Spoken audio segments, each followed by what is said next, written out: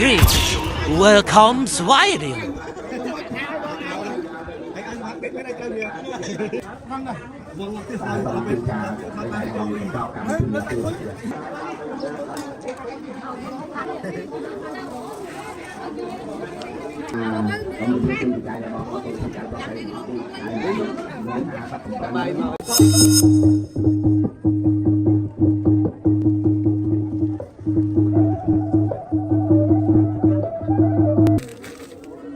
Châu ra đi đó. Từ bộ hết.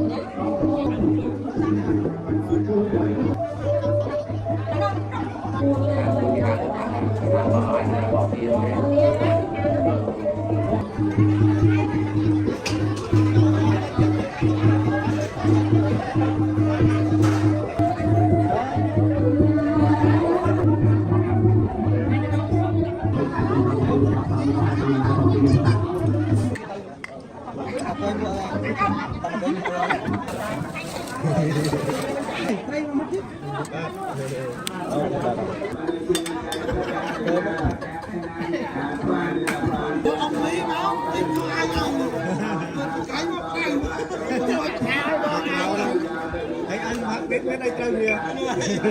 Vâng này. Vâng là tiếc rồi là bên mang lại cho mình. Đấy, nó đánh quá.